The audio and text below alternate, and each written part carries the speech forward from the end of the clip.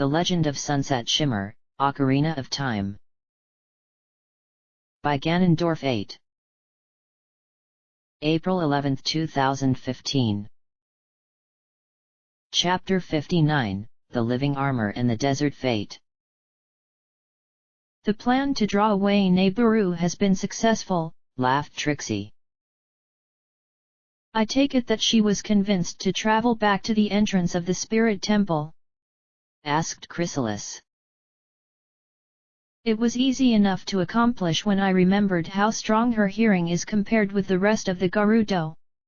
Also, because she is a noble thief who desires to help anyone in need, there was no way that she would stay away. I will admit though my sister that it did take some strong magic to be able to project an image of someone who has entered the temple to seek help, replied Trixie. And here I assumed that you were merely using a form of deception, said Chrysalis. Neighboru may be a lot of things, Kotake, but an idiot is not one of them. She would have figured it out immediately had I used deceitful means. The one that she is going to assist is a Hylian as conjured by my magic, and it will disappear once its task has been accomplished. I need to maintain this spell for as long as possible, for the forest girl needs to reach the guardian, otherwise she may attempt to go back and aid our traitorous friend, said Trixie. Of course, if she is killed before reaching the guardian, then you don't need to keep the spell going, as it would just be a waste of magical energy. It appears she has been caught in the crossfire of Bemo's statues, and I can sense that she is struggling to deal with the situation because of how many creatures are attacking her all at once. I suspect she will overcome such odds, for she is someone who has constantly defied expectations. I had assumed she was going to die mere minutes after entering our temple, yet she is almost at the location of one of the sacred treasures hidden here. The loss of one such bauble means nothing to the great Ganondorf, for he has eyes only on the Triforce, but it would look bad if we were to lose something of great value as the silver power, and even worse should the ultimate defense be lost, said Chrysalis. Then our suspicions are true about her having once had the keys to the sacred realm, said Trixie. It has become quite infuriating that we have been misjudging everything regarding this girl, and for that we would be viewed as even weaker if word of this humiliation were to reach the ears of the great Ganondorf, said Chrysalis. What do you suggest, Kotake? asked Trixie. That we keep this little incident to ourselves, even if it means having to deceive him in the process. I am sure that he won't think any less of us in the future if we didn't let him know that a forest girl succeeded in worming her way through our temple. Anyway, we should resume our focus on Neighboru, as she is the one who needs to be dealt with, as we have a much better understanding of her. Once she has reached her destination, you can cease with your spell, and we shall make our way down to the temple entrance. I doubt the former second-in-command will be able to escape before we get a hold of her, replied Chrysalis. I'm not sure if we should ignore the girl because of how unpredictable she has been, said Trixie. We'll deal with her once Neighboru has been taken care of, for you know the great Ganondorf wishes for her to be put back in line. Her stunt at the castle where she ordered his vassals to return to the Gerudo's fortress has infuriated him with her actions, and combined with what Spitfire revealed, he desires her to be adjusted if you will, so that she will never betray him again, said Chrysalis.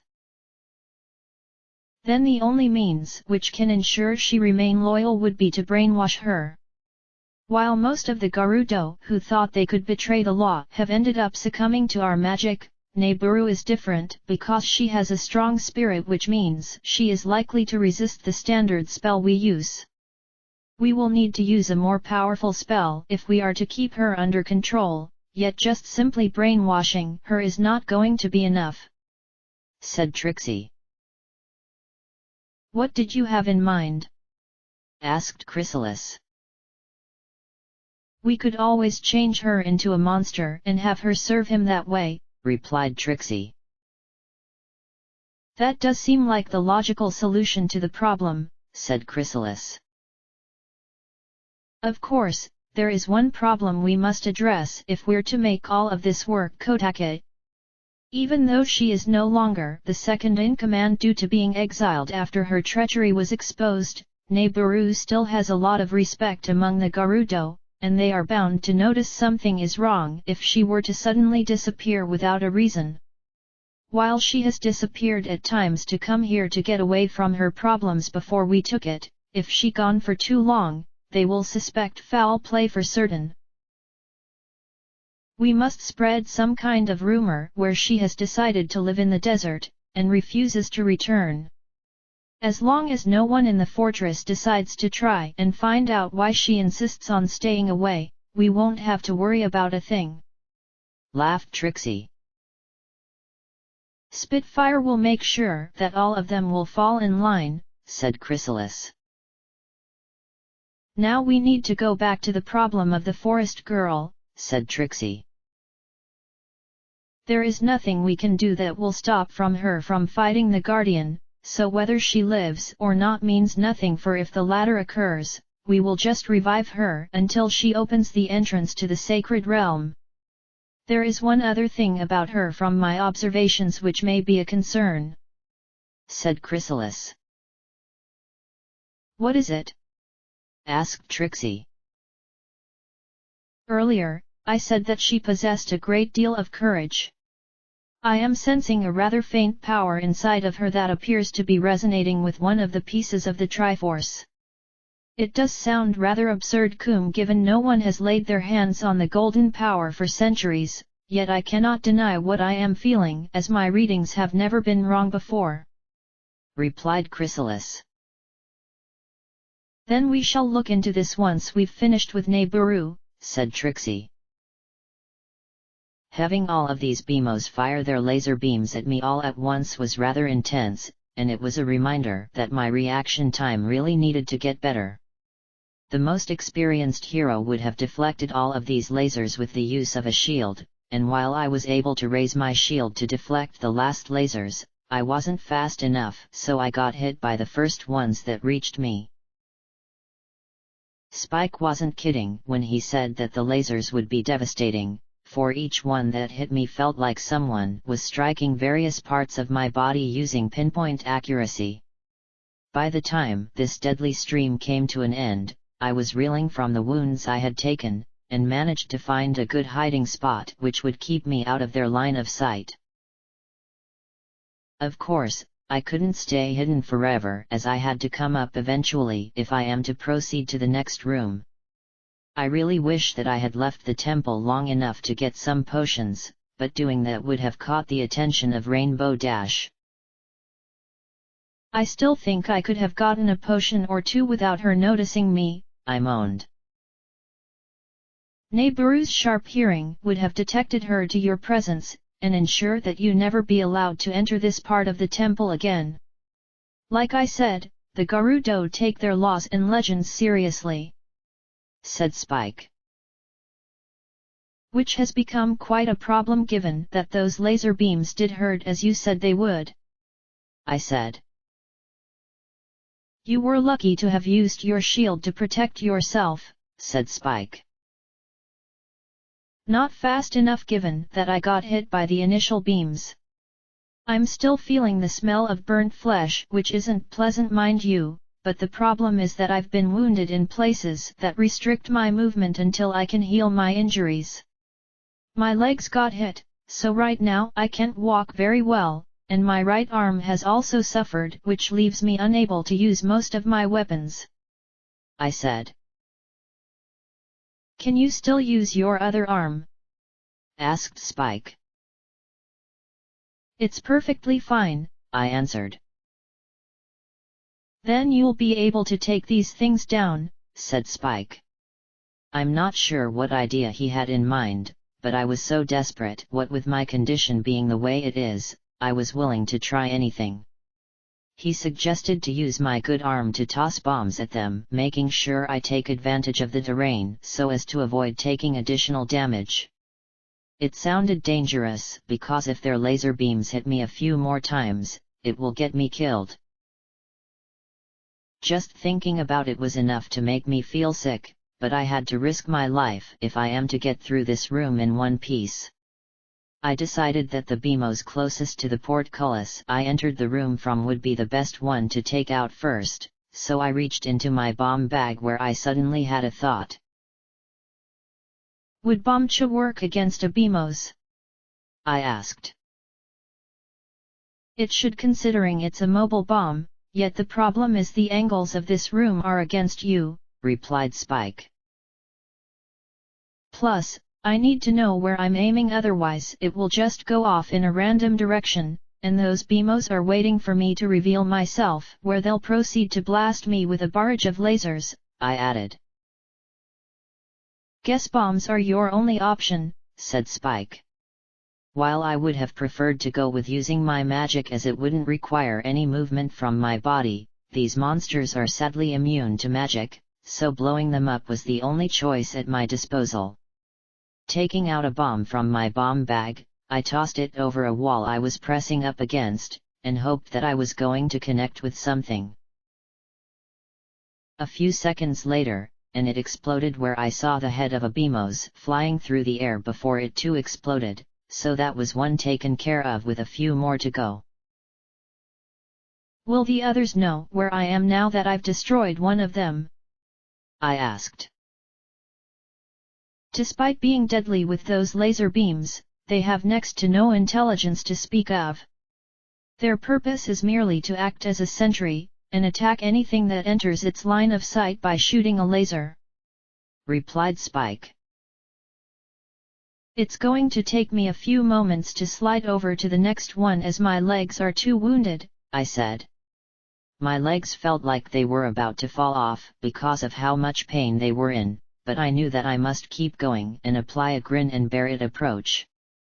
Sliding across the floor wasn't my idea of having fun, but it was all I could until my legs got better. Once again, I've only myself to blame because I didn't bother to get some potions prior to entering the temple, and as a result I'm paying for my mistake. At least I can take solace in the fact that the other beamos haven't detected me as I slowly slid over to where I could see another wall which I can use to hide. If any were to spot me right now while I'm at my most vulnerable, I'd rather not think about it. When I reached the wall, I looked up and there was one above me, and this made me feel really uneasy as I was right next to it. I hope that its laser beam doesn't travel this far down, as I have no means to protect myself. I know that I have my Hylian shield, yet I don't have enough strength to assume a fetal position, so deflecting any attacks isn't going to work, so using bombs is my only option until the room is clear of these monsters. Never have I felt this vulnerable before in my life, and this wasn't even the worst of what this temple was going to throw at me. No, there was much worse to come. The laser shouldn't reach you from this position, so you've actually found the ideal spot with which to avoid being hit, said Spike. At least that's one bit of good news, I said. Just be careful when you throw bombs, otherwise it could bounce off a bad angle, and come back to you before exploding. You're not immune to your own bombs, so you could potentially die if you accidentally blow yourself up a few times, said Spike. Figured that would be the case, I sighed. Also, throw them straight away because they will blow up in your hands if held onto for too long, added Spike. I wish he could have told me this a long time ago, and when I wasn't in a lot of pain, for now I have to be even more careful unless I want the smell of exploding bombs all over me. Taking out a bomb from my bomb bag, I tossed it up at a sharp angle, hoping it would sail over the beamos, and destroy it from the other side. At first it looked like it was going to drop back down on me and cause me some injury, but the curve at the apex was enough to have it land where I needed it to be. The bomb exploded and it took the monster down with it when it exploded, followed by its head. "That's another one down," I said. "Now you have 3 more to go," said Spike. "Guess I'd better keep going," I sighed. I repeated the process, although against the third one I almost got blown up myself as the bomb landed a little too close to me, which nearly gave me a heart attack. Then the one after that was blown up, although this one required me to throw at least 5 bombs, a perfect reminder of how bad my aiming really was. Now only one remained, which meant I was almost finished with them. "Where is the last one located, Spike? I'd look up and see where it is, but I'm afraid of it discovering me, and subsequently firing a laser my way." "Give me a few moments to find out," suggested Spike. "No. If you fly up, then you're bound to get hit," I said. "I'm going to be just fine," said Spike. "And how do you figure that?" I asked. "Fairies are small in size compared to other creatures in Hyrule, so laser beams fired from a Beamos won't hit us. Also, my kind are immune to laser fire, which is an ability you probably wish that you had right now," replied Spike. Was he kidding me here? He is unaffected by laser beams, and I have to suffer because I'm not a fairy? Irony can really be a cruel master when it decides to throw these curveballs at people, and this was perhaps one of the biggest ironic moments I've ever experienced. He then flew upwards and saw that the last Beamos was on the other side of the room, yet it noticed him and fired a laser beam which went right through him without anything happening. If this was an unintentional moment of adding insult to injury, my pain had just gotten even worse. "It's on the other side of the room, so you'll need to slide a bit before you can reach it and administer a bomb.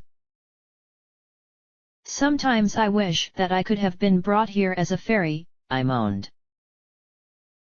"If you had been, everything you've done to bring light back to the kingdom wouldn't have happened," said Spike. "Yeah, I guess you're right," I said. "Once this last Beamos has been destroyed, you can relax for a while until some of those wounds of yours heal. Lucky for you, those laser beams didn't cut deep, so it's not like you're going to be losing any limbs or anything like that," said Spike. That may have been a relief on my part, but I wish he hadn't said that, as the thought of losing any body parts was just too gruesome to even think about. I slid over to where the final one was, and even though it did fire its laser at me, I was able to avoid it and reached the safety spot right below.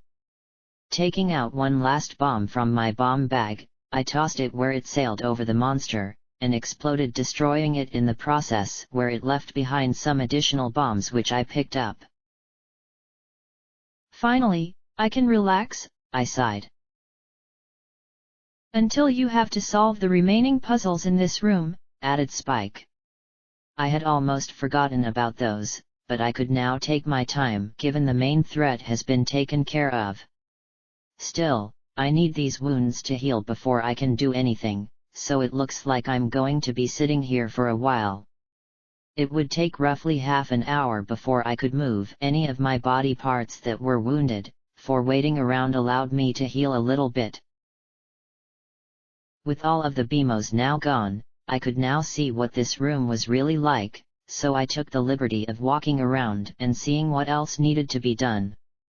The silver rupees were in pretty easy locations compared to previous situations where I had to use unusual tactics to get my hands on them, and the large number of unlit torches were suspicious.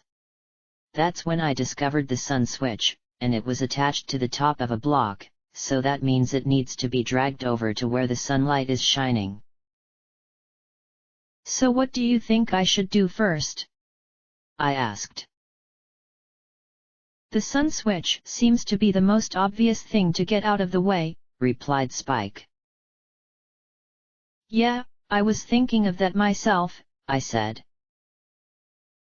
I hope you've got your strength back, as you need to pull one block out of the way before you can get to the one that has the switch located on it, said Spike. It turns out he was right, as the block I need to expose to the sunlight was behind another one, so that meant I needed some strength, otherwise I won't be able to push and slash or pull anything. Grabbing the first block with my hands, I pulled it along a short distance before pushing it out of the path of the one I need to place into the sunlight. Then I started pulling this on, and when it got basked in the sunlight, the switch glowed where it opened its eyes wide before showcasing its grin, which I still felt was creepy to see. This resulted in the iron bars rising up, allowing me to finally move on, yet I still have these silver rupees and torches to deal with. The doors are open, yet it feels like I need to do more, I said. I have a hunch that this is meant to trick you into moving forward, and perhaps leave behind something important, said Spike. Since there is no fire that can light these torches, and my own fire magic isn't going to work, it looks like collecting these silver rupees is what I need to do next. Maybe getting them all will cause one of the torches to ignite, I suggested. It's worth a try, said Spike. Some of the silver rupees were suspended in the air, so that meant having to jump off from the raised platform in the middle of the room, or I could pull one of the blocks and climb on top to pick them up that way. After thinking it over for a few seconds, I pulled one of the remaining blocks where it served as an additional platform for me to reach what I needed, so now I began collecting the rupees, which didn't take as long as I was expecting. At least this was giving me some extra money, which I definitely needed because of being on the verge of death yet again. I wasn't having the best of luck when it comes to these dungeons, as every time I entered one, I would be fighting for my life in one way or another, and the problem could be easily mitigated through the consumption of a potion. Upon collecting the final silver rupee, the one torch which stood out the most suddenly lit up, so now I have to light up the rest. Hopefully, I'll get a reward for lighting them up, I said. Do you have any Deku sticks? Asked Spike. Why do I need those? I asked. Without one, you have no way of spreading the lit torch around to the other ones, replied Spike. The last time I used one was back in Dodongo's cavern, and I don't seem to recall picking any up since then, I said. Better check what you have in terms of equipment, because we're not going to be able to proceed without one, said Spike. If I was missing a mere stick which I apparently need to light up these torches, I'm going to be downright furious. I should be able to use my magic to light the torches, but the laws of this world prevent me from doing so. Once again, the way this world works just doesn't make sense, where my own magic would work in the same manner as proper flames. I walked over to where the lit torch was before sitting down, and started to go through my inventory, hoping to find a Deku stick somewhere on my person. I remember defeating a lot of monsters in the Kokiri forest due to the curse afflicting the forest temple, and upon their defeat many dropped these sticks which I picked up, yet Spike said that I couldn't use them at the time because I was too old or something like that. That's when I pulled out a long stick from out of nowhere, so I assume that this was it. Looks like I have a Deku stick, I said. That's a relief, Sunset Shimmer, for I was afraid you didn't have one, said Spike. I collected some back when the forest was crawling with monsters due to the forest temple, I said. Ah yes, you defeated all of those big Deku Babas which were dropping Deku sticks and Deku nuts like crazy. You couldn't use the former at the time, but now you can because this is the past where you had access to weapons used by children, said Spike. Hopefully this stick will last long enough, I said. It takes about 10 seconds for a Deku stick to burn away to nothing should you light it on fire, yet you can keep the stick active if you keep on lighting up torches until you've finished, and then you can just let it burn, said Spike. You know, I'm curious if these sticks have any other purpose, I said. They can be used as a substitute for a sword, yet they instantly break if it comes into contact with anything. In fact, a Deku stick has the same amount of power as the Master Sword, which does sound shocking, but it's only when you perform a jump attack. Using regular attacks makes it as powerful as a slightly stronger Kokiri sword, but you can only carry around so many sticks, said Spike. I wish that he could have told me that back when I was first starting out on this journey, as I could have used a few Deku sticks as a means of getting used to using a sword, and not wind up struggling for a great period of time upon claiming the Master Sword. Sighing heavily, I took out a stick, and plunged it into the lit torch before running around and lighting the rest in a quick fashion, which caused a small treasure chest to drop down from the ceiling. I hope this is worth it, I said. It should be given what you had to do in order to get it, said Spike. I'm going to take a guess and say that this chest contains a key, I said. I then made my way over to where it had dropped down, and kicked it open, which indeed revealed a small key. I had a hunch that I needed it almost straight away, so I placed it in my pocket before walking to the portcullis, which I didn't enter this room from.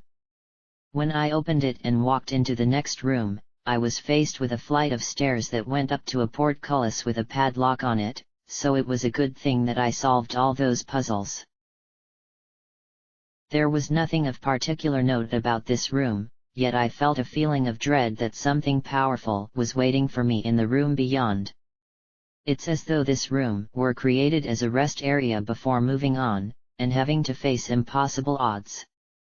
Knowing there was no other choice, I began to walk up the stairs until my foot kicked something. Hey! My foot just hit some kind of invisible object. I did hear a knocking sound, said Spike. Do you suppose it could be a hidden treasure chest? I asked. Maybe, but we won't know for certain until you can see it with your own eyes, replied Spike.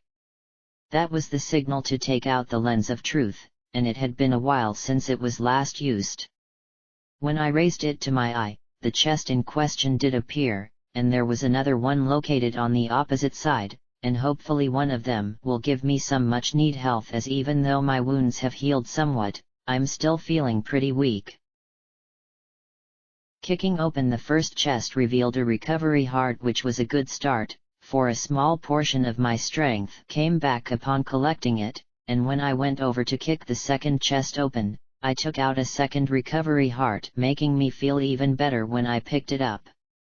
It may not be entirely enough to restore my health back to full, but it was better than nothing. If these chests had contained rupees, I would have been disappointed, but only slightly, as money can get me potions later. My body is still recovering from the laser beams from the previous room, I said. Yet you need to keep going, said Spike. I know, and that will make things more difficult, I sighed. After putting the lens away, I walked up to the portcullis and unlocked it using the small key. In the next room, I discovered that it was filled with pillars of solid stone, which made me feel like I was in some kind of shrine and were arranged in a symmetrical pattern.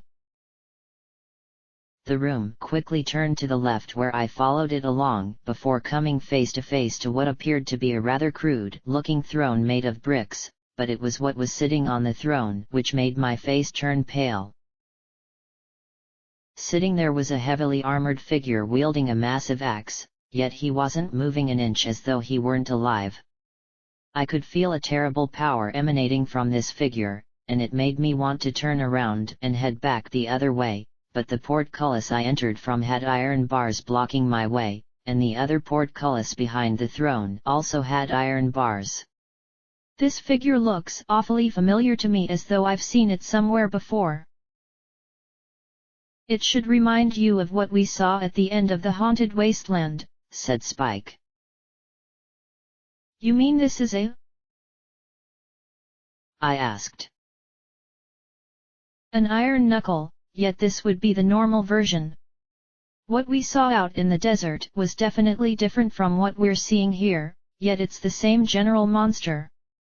I already told you much about this creature, yet now I can tell you even more because we're looking at one. That axe it's wielding will hurt a lot if it connects with you, and because of those injuries you sustained, this iron knuckle only needs to connect a few times in order to kill you. Luckily, it moves slowly so it is easy to avoid its attacks, but again it will do a lot of damage should it connect.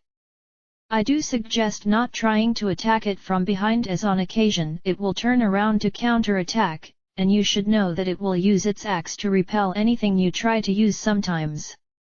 It doesn't do it all the time, mind you, yet don't assume that it won't react in such a way, because it will if it musters up enough intelligence to consider it, replied Spike. If I keep my distance, I'll make short work of this thing with my magic, I said.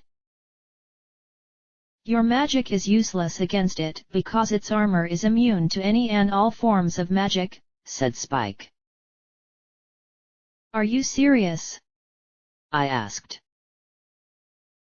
Not only that, but it's immune to projectile weapons. Although both bombs and bomb cho can be used, yet that's far too slow and will leave you vulnerable to its attacks. This means the Kokiri sword is your only option, but you should know that when you hit Iron Knuckle, you're not actually causing any damage to it directly. Instead, all you'll be doing is damaging the plate of the armor that surrounds the torso. Hit it enough times, and it will fall off where it will become vulnerable, although you'll need to use your sword as it will still be immune to all of those things I mentioned, replied Spike. Great. I haven't even started fighting this thing, and I'm already at a disadvantage, I moaned. Now all you need to do is figure out how to get it to move, said Spike. Why? I'm standing right in front of it, so it should just get up and attack me, I said. While that's true, it is currently sleeping because they say that Iron Knuckle waits for centuries at a time in order to battle against an opponent. It won't just get up and attack, as not many have ever managed to reach one, as they wait in hard-to-reach places, and even fewer have managed to overcome one due to how strong they can be, said Spike. This was perhaps the most unusual aspect in all of this, because the iron knuckle was just sitting there as though it were just an ordinary statue, so I decided to get closer to it. When I walked up to it, I could see that its armor was very heavy and thick, which means it could take an awful lot of punishment before going down, yet it was just a suit of armor and nothing more. That axe was dangerous, as I could see the sharpness on the edge, and I don't want to experience that connecting with me. Because the iron bars on the portcullises have trapped me in here, I have no choice but to fight, and perhaps my only means of getting it to even do anything was to strike it. Drawing the Kokiri sword from its scabbard, I looked at it quickly, and came to the very conclusion Rainbow Dash said to me. What kind of a sword was this? It's like I'm using a tiny little knife against a massive blade like the big Goron sword I acquired in the future. If I had to give this a proper comparison, yet there was no other choice, as this was all I could use in this time period.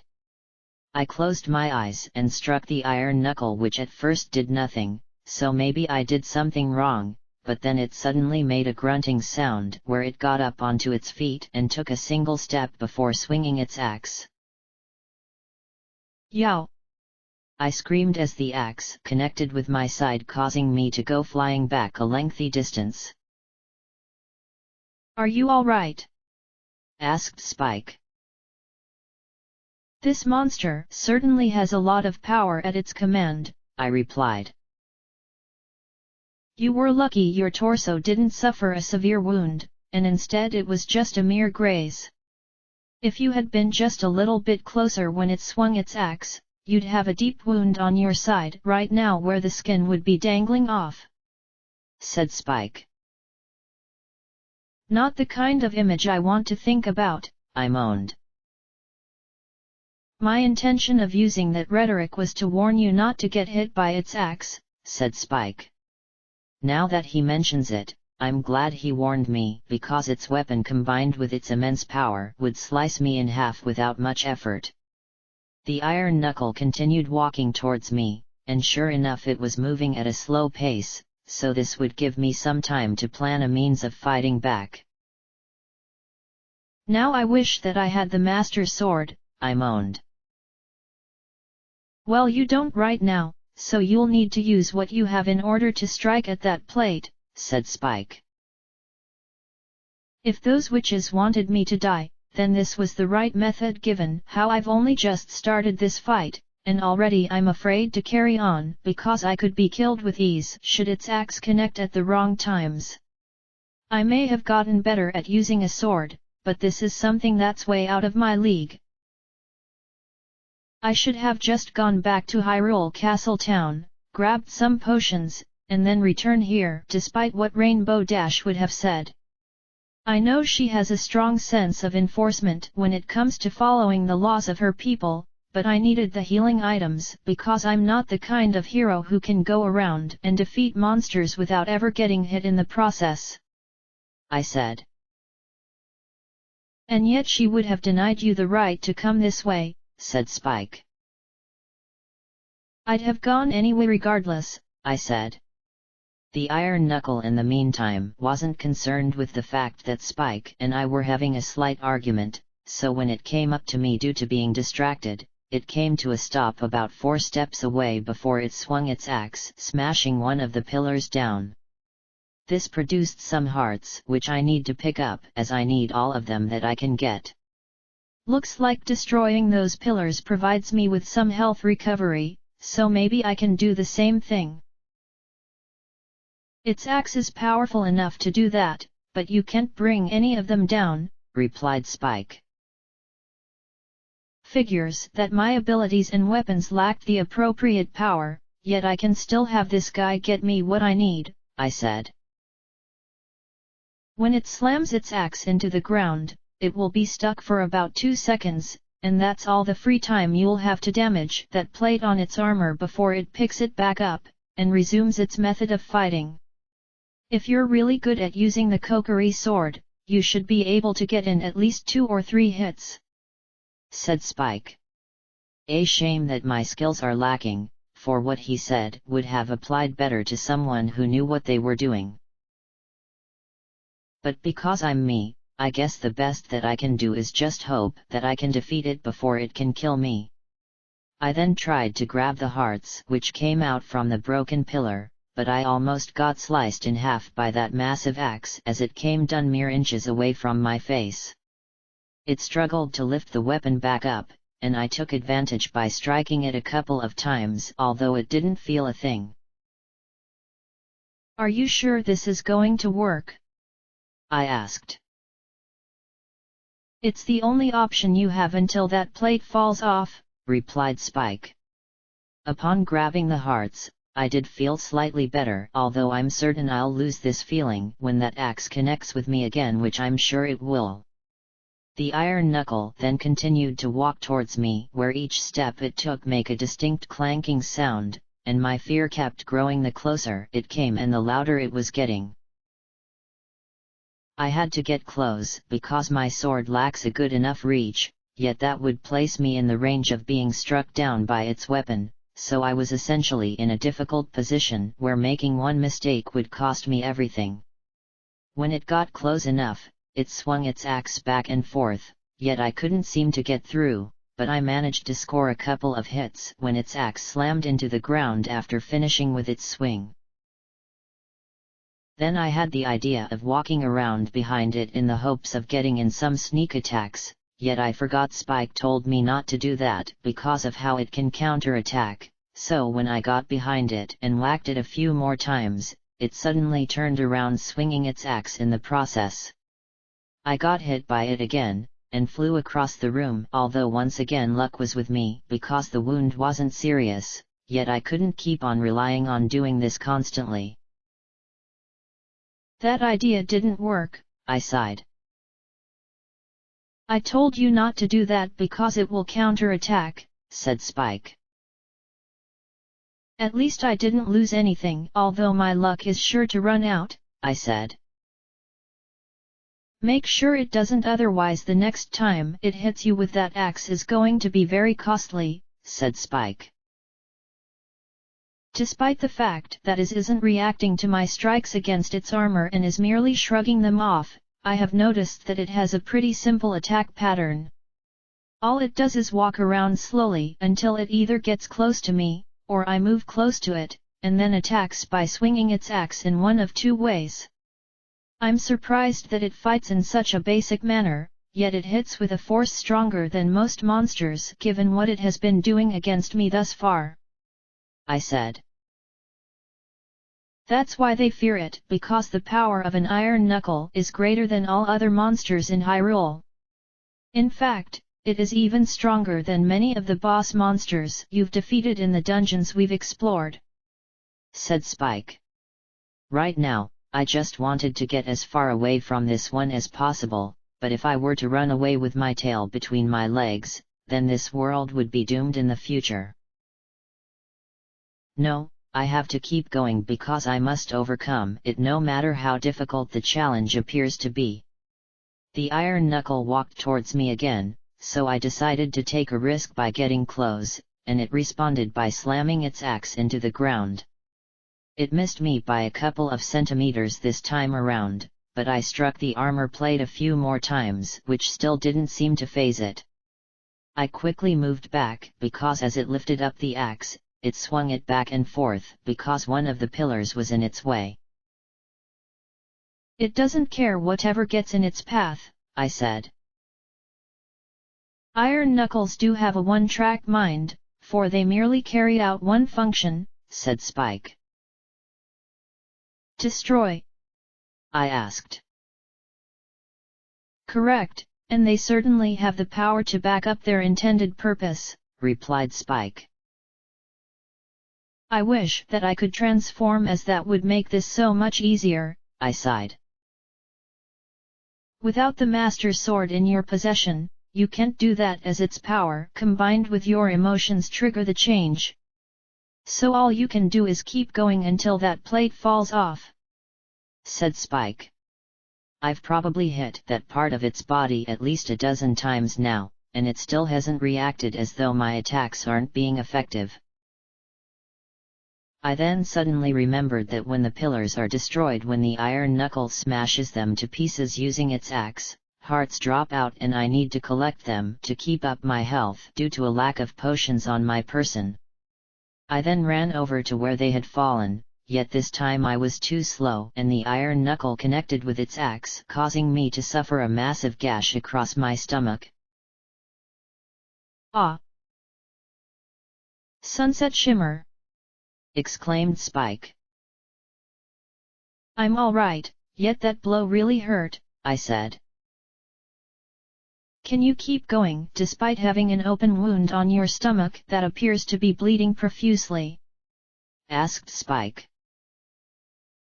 I've no other choice but to continue, yet I suppose I could just warp out of here using one of Sheik's songs, then come back after recovering from these wounds and acquiring the necessary potions. I know what Rainbow Dash might do, but now I have no other choice because this monster can kill me with just one more blow, I replied. Even though my wound caused me to hold onto it with my left hand to try and contain the bleeding, I was still able to use my other hand to put my sword away, and take out the Ocarina of Time from the pouch on my belt. I played the Prelude of Light as it was the first song that came into my mind, and I hoped that I would be taken to the Temple of Time, but nothing happened, which struck me as being very odd. Hey! How come I'm not warping away?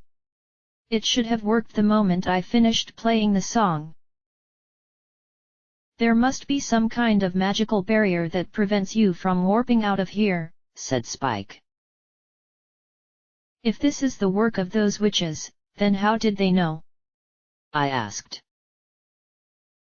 They probably had no idea you could warp around the kingdom with those melodies, but they do know you can use magic, so they must have created this barrier to prevent you from making this conflict easy for you. I suspect they've been watching you ever since we first entered the temple, and are adjusting the difficulty out of fear that you're becoming a problem, replied Spike. This made the situation even worse, and now I must defeat this iron knuckle if I hope to get out of here. I was thinking of using those recovery hearts sparingly if I had left and come back with potions, but now I need to use them to prevent any further blood loss. The wound across my stomach was still bleeding, and I could feel the blood trickling down my hands, which made me feel really uncomfortable, yet I have to stay strong if I'm going to get through this. Guess I'm fighting after all, I sighed as I put the Ocarina of Time away, and drew the Kokiri sword again.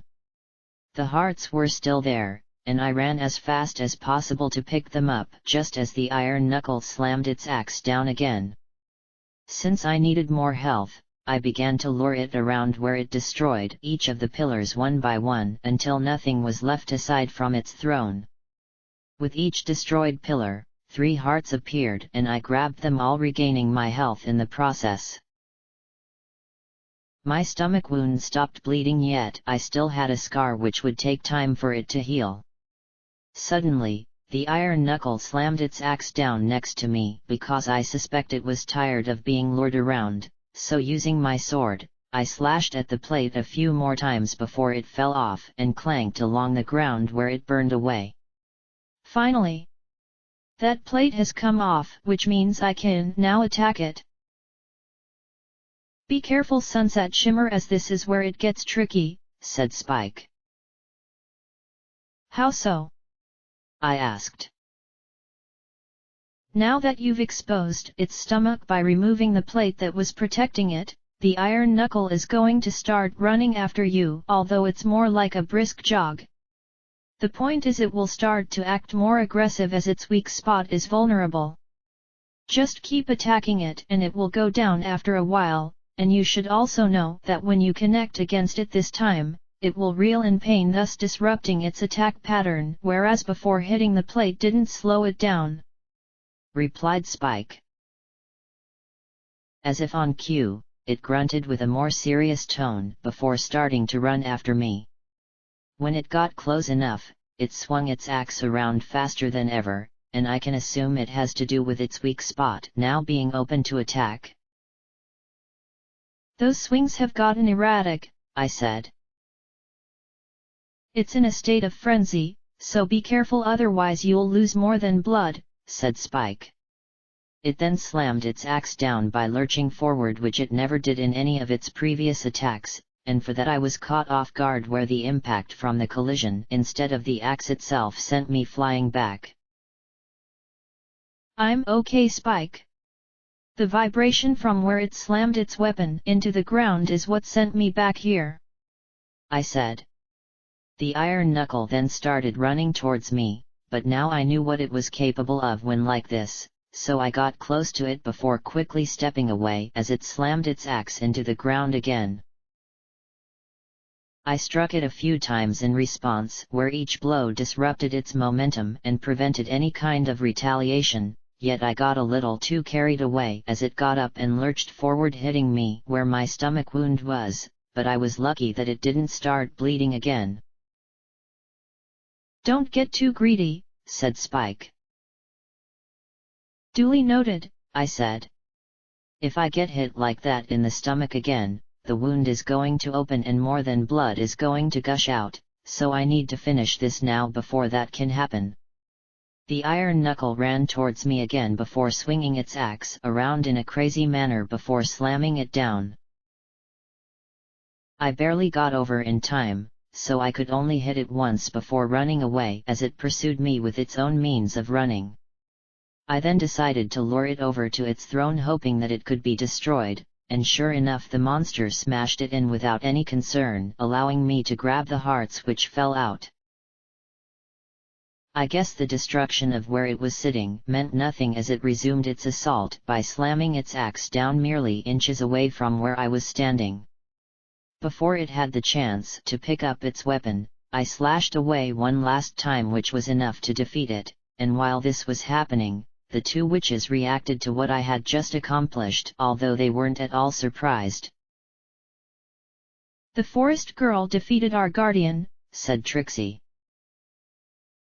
"Which means the time has come for us to make our strike against Nibiru," said Chrysalis. "I had hoped our guardian would have killed the girl just because she has proven to be a nuisance, but I suppose this does mean that she can fulfill her destiny and open the way to the sacred realm for the great Ganondorf," said Trixie.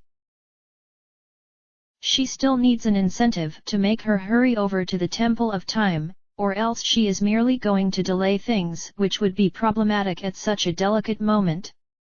The Hylian king is dead and there is confusion all across this kingdom, yet the momentum cannot be broken now, otherwise our efforts will bear us nothing but an agonizing defeat, my sister. Should the princess rally the people behind her before the great Ganondorf can secure the golden power, they shall end up defeating him, and the Gerudo will become even more isolated than ever before, given how testy relations are already," said Chrysalis. "What will it take to get the forest girl to act quickly?" asked Trixie. "Since she has shown quite a strong connection with Nibiru, why not abduct our traitor before her eyes? That should be more than enough to convince her to want to go to the temple in an effort to save the wretch," replied Chrysalis. "Then we shall do exactly that," said Trixie. "By the way, there is something I've been meaning to talk to you about," said Chrysalis. "What is that?"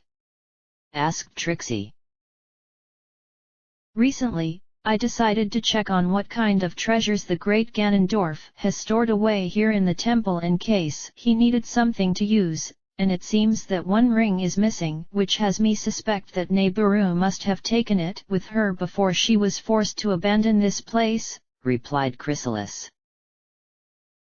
"That was a long time ago, so I'm sure that it doesn't mean anything," said Trixie. "It belonged to that good wizard among the ancient Gerudo," sighed Chrysalis. "What? If she stole that so many years ago, then where could it be right now? That ring is the one thing that can allow the Chosen One to open the way to the true sacred treasure of our people according to our legends. Could that forest girl be in possession of it? It would be a serious blow against us if she did have it," said Trixie. "No, I don't believe the girl does, otherwise we would have known about it by now. We can deal with this recent situation after we take care of Nibiru, and now we have another reason to punish her. She must learn to never steal from the great Ganondorf, as that is truly an act of betrayal," said Chrysalis. "You did it!" exclaimed Spike. "That was the most difficult thing I've done so far on this journey," I said. The iron knuckle dropped to its knees before burning away to nothing, and the iron bars rose up on both portcullises, giving me my freedom. "If this had been the future, it would have been defeated in a much quicker fashion because I have much stronger weapons compared to what I used here. Oh well. I finally defeated it, so now I can obtain the silver gauntlets." It then dawned on me that I had to give them to Rainbow Dash because I did agree to her proposal earlier despite not really having much of a choice. Well, as long as she can push that giant block at the start of the temple, I shouldn't really complain because she will grant me access to that area of the temple, but it will depend on whether I can explore it or not as I currently am. "What are you thinking?" asked Spike. "Even though I'll be getting those gauntlets, I won't be able to use them," I replied.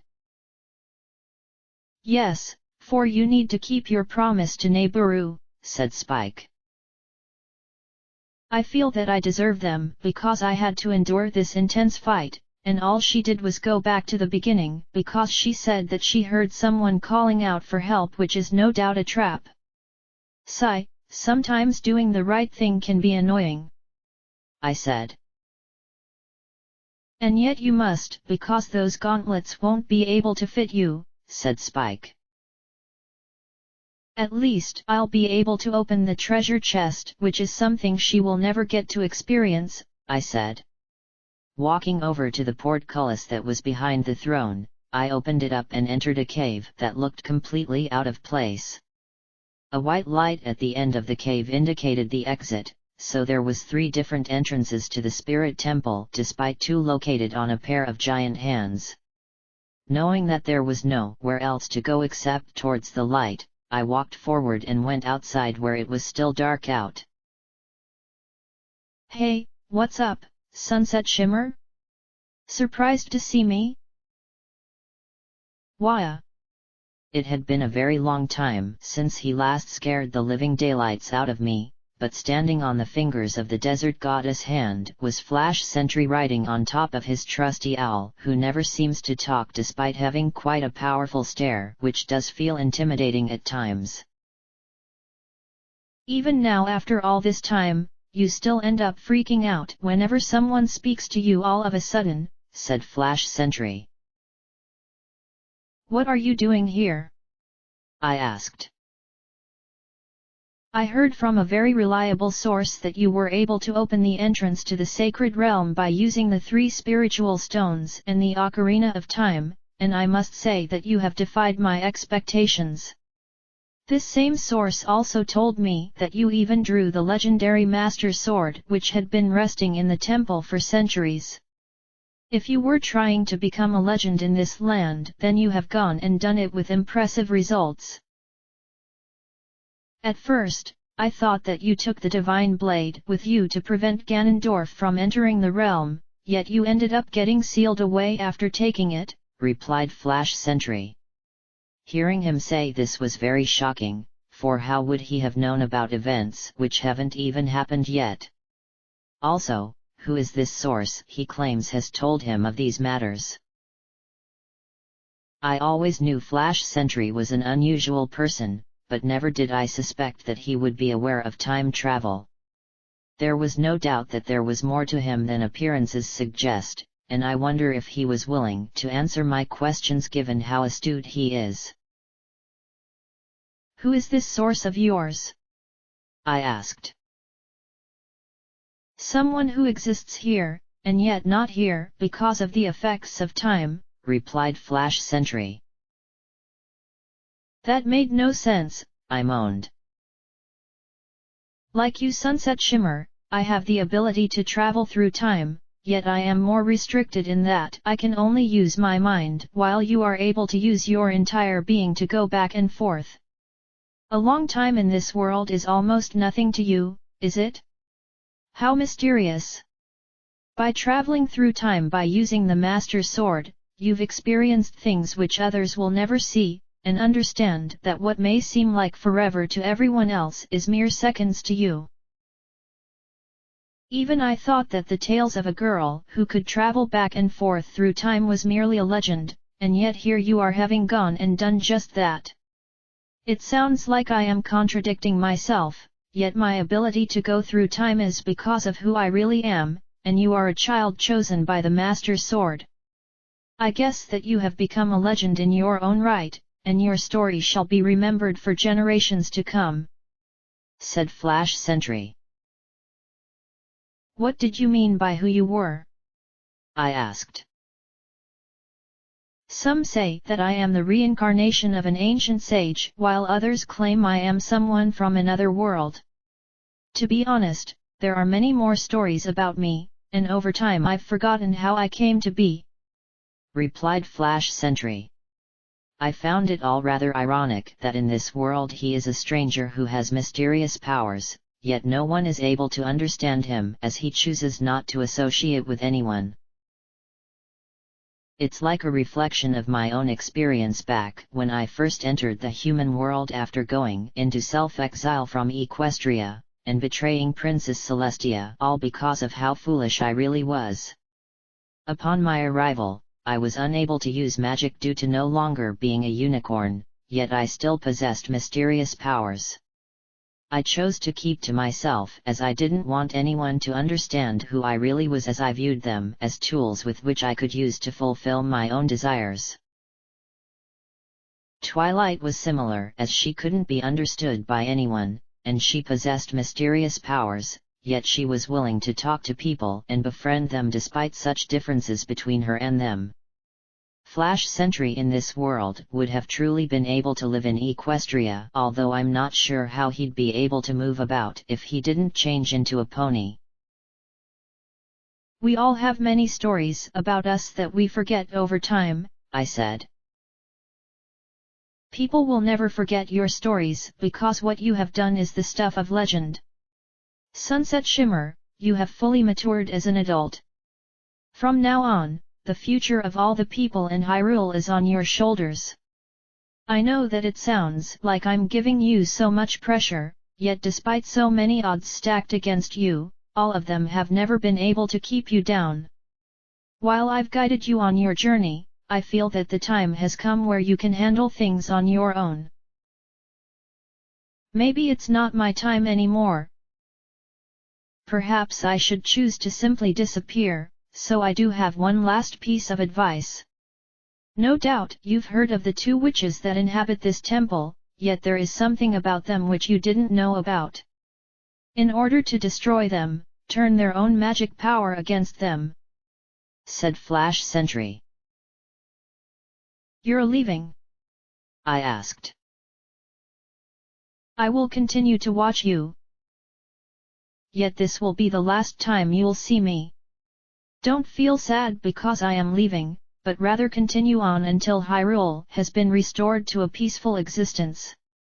Sunset Shimmer, perhaps one day we shall meet again, but maybe it will be in a different world," replied Flash Sentry.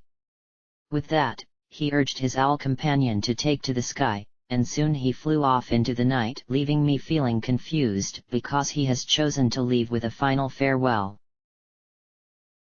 He may not be the same Flash Sentry that I knew who I dated just to further strengthen my power, but deep down a part of me felt broken due to him flying off never to be seen again. I suppose this is what he wanted, and I should accept his decision. "Are you okay?" asked Spike. "I'll be fine," I replied. "Those stories about him being the reincarnation of an ancient sage have been passed down through the generations, yet no one has ever been able to prove them, as he himself doesn't know if they are true or not," said Spike. "In a way, I'm going to miss having him around, as he did provide me with a lot of guidance despite scaring me all the time. Well, if this is what he wishes to do, then I have no right to deny him this course of action," I said. At that moment, I noticed a large treasure chest was nearby, and I didn't see it before until now due to having that conversation with Flash Sentry. "I guess the silver gauntlets are inside of this chest, so I might as well get them and begin the long trek back to the start. Or you could jump down from here to the ground below," suggested Spike. "That's a little too high for my liking, but maybe playing the Requiem of Spirit will work," I suggested. That's when my eyes detected another large treasure chest located on the other hand of the goddess, so that means the ultimate defense was right over there, yet there was no way of being able to get to it. Walking over to the current chest and opening it up, I reached in and took out a pair of gloves which had pure silver melded into the design rather than simply being painted. "These must be what I've been looking for, and what Rainbow Dash and I both need in order to go deeper into the temple. These are indeed the silver gauntlets, and if you were to equip them, you'd have the ability to pick up and throw heavy boulders as though they were nothing. But, you can't use them as you currently are, for they were designed to fit an adult, and the promise to Nibiru needs to be kept," said Spike. "Yes, I must keep my word," I sighed. "You're doing the right thing, Sunset Shimmer," said Spike. "I know, and I shouldn't be upset about it because she will use these in the right manner," I said. As I stared at the silver gauntlets, wishing that I could keep them for myself, that would be a terrible thing to do, which would make me no better than Ganondorf. No, these must be delivered to Rainbow Dash, as I did agree to her favor. All of a sudden, a sandstorm came out of nowhere which blinded me for a few moments, and when it disappeared, an eye-piercing scream sounded out across the entire desert colossus. "What in the world was that?" "It sounded like Nibiru," replied Spike. "I guess this is where she disappeared," I said. "Yes, so now we will finally get to see the truth," said Spike. I had to spend a few moments trying to figure out where that scream came from, but when I heard another noise which sounded like something hovering, I moved towards the edge of the goddess hand, and looked down to see Rainbow Dash was struggling inside some kind of magical quicksand that was attempting to drag her down. That's when I saw what was hovering around her, or rather who in this case. They must be the two witches, Ganondorf's surrogate mothers, who have caused so much pain and suffering in the desert. One of them looked just like Trixie, which made sense given how she often claimed herself to be a powerful magician, yet I had no idea who the other one was. "Yarg! Let me go!" shouted Rainbow Dash. "You know full well we cannot do that, Nibiru," said Trixie. "It is your own fault this is taking place, and you know it to be true. You should have remained loyal to the great Ganondorf, where you would have benefited in his vision of a better world, yet you chose to betray him by slowing down his plans to claim the Triforce. That stunt you pulled at Hyrule Castle was noticed by your former friend Spitfire, who even now remains a faithful follower," said Chrysalis. "Because you took advantage of her desire to become second in command, and you caused that accident," said Rainbow Dash. "So, you figured out what we did to ensure that Spitfire would remain loyal to the cause. I suppose there is no reason to hide it from you, given you just blurted it out for no one. Aside from the forest girl. We were aware of her presence the moment she set foot inside, and while we originally wanted her to die, that has changed when we discovered the truth about her," said Trixie. "What are you talking about?" asked Rainbow Dash. "It's of no concern to the likes of you, Nibiru," laughed Chrysalis. "Yes, for soon you will come to understand what it means to serve the great Ganondorf without question," said Trixie. You fiends! Ganondorf's minions! I always knew you two were behind the problems that have been plaguing the Gerudo for years, and all because you wanted everyone to obey that man no matter what.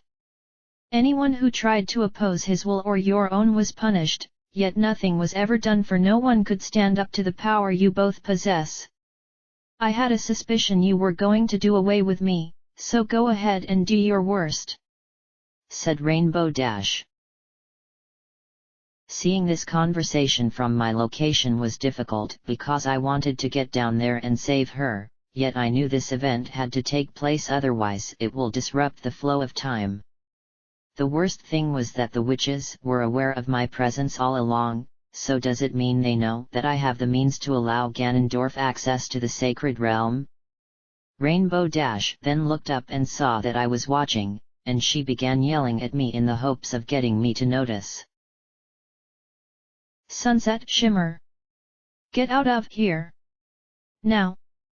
Those silver gauntlets that I asked you to get for me, take them and do what must be done in order to gain access to the deeper recesses of the Spirit Temple. Don't try and save me because it's too late.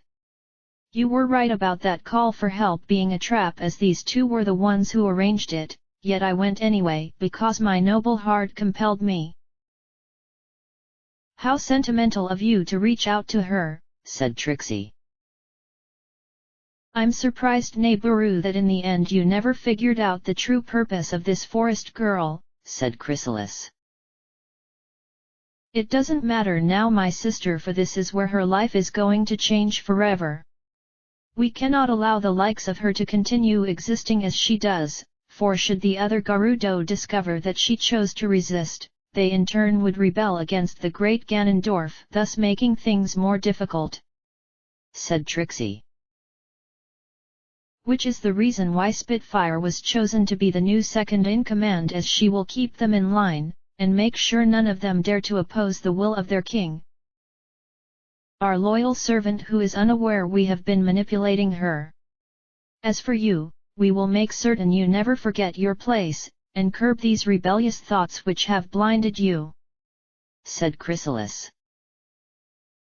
Just hearing all of this was enough to make me lose control of my emotions, but I can't transform right now as the Master Sword isn't in my possession, and I doubt that I can even defeat these two witches given how powerful they are.